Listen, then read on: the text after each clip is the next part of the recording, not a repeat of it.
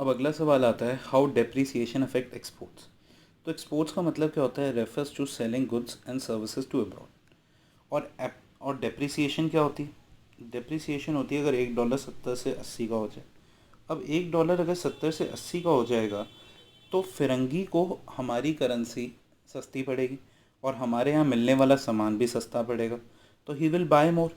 तो with depreciation of domestic currency foreigners find are good cheaper and they prefer to buy more. So depreciation से export बढ़ता है, क्योंकि depreciate जब हमारी करेंसी हो जाएगी तो फिरंगी पहले जैसे $10 में 700 का सामान ले सकता था, अब वो $10 में 800 का सामान ले सकता है। So he will buy more. How depreciation will affect import. Import का मतलब क्या होता है, बाइंग गुड्स फ्रॉम अब्रॉड और buying goods while travelling abroad. अगर $1 70 से 80 का हो जाएगा तो इम्पोर्ट मतलब वो चीज़ें जो हम बाहर से ख़रीदते हैं वो हमारे लिए महंगी हो जाएंगी। पहले हम 70 रुपये में $1 ले लेते थे। अगर मान लो अब्रॉड में कोई चीज़ $5 की मिलती है, पहले वो हमें 350 रुपये की पड़ती थी, अब वो $80 का हो गया है तो वो चीज़ हमें 400 की पड़ रही। तो we are finding that good costlier, so we will prefer to buy less and thus imports will fall. How appreciation affects export। अब अगर हमारी करेंसी अप्रिशिएट हो जाती है तो फिरंगियों को नुकसान हो जाता है। जैसे $1 70 से 60 का हो गया तो फिरंगी को जो पहले चीज़, फिरंगी को जो चीज़ पहले मतलब अगर मान लो एक चीज़ यहाँ पे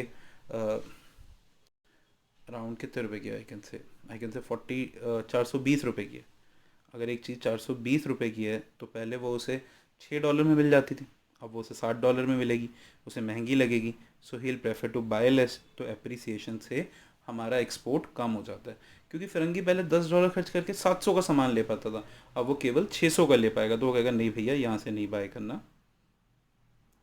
how appreciation will affect import. अगर $1 70 से 60 का हो गया तो बाहर की चीज़ें हमारे लिए सस्ती हो जाएंगी। अगर एक चीज़ $10 की है तो पहले हमें 700 की मिलती थी, अब हमें 600 की मिलती है, तो हम कहेंगे यार ये तो सस्ती मिल रही है, तो हमें ज़्यादा बाय करनी चाहिए, तो इम्पोर्ट्स जो हैं इससे बढ़ जाएं। और इस चैप्टर का last part, manage floating exchange rate system.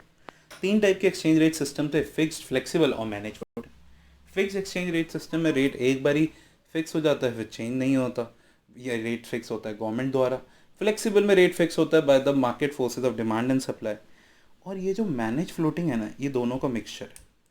ठीक है, यहाँ पे रेट फिक्स तो मार्केट फोर्सेज से ही होता है, पर सेंट्रल बैंक एक्सट्रीम सिचुएशंस में, एक्सट्रीम एप्रिसिएशन और डेप्रिसिएशन में रेट को चेंज कर देती है। अब वो रेट को चेंज कैसे करती है, फॉरेन एक्सचेंज रिजर्व से।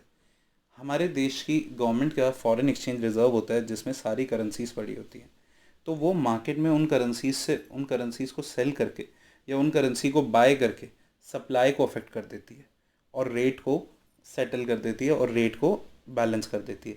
अगर हम देखते हैं कि हमारी करेंसी बहुत ज़्यादा डेप्रिशिएट कर गई है तो फॉरेन एक्सचेंज रिजर्व में से डॉलर निकल के मार्केट में सप्लाई कर दिए जाते हैं। अगर हम देखते हैं कि हमारी करेंसी बहुत ही ज़्यादा अप्रिशिएट कर गई है तो मार्केट से बाय कर लिए जाते हैं। Manage floating exchange rate system refers to a system in which foreign exchange is determined by the market force, but central bank plays a key participant to stabilize the currency in cases of extreme appreciation or depreciation. Under managed floating exchange rate system, which is also known as dirty floating, इसे dirty floating इसलिए कहते हैं क्योंकि floating मतलब flexible, मतलब market forces, और यहाँ पे हम market forces को छेड़ते हैं, that is wrong, तो it is dirty floating. In this central bank buy and sell foreign currency.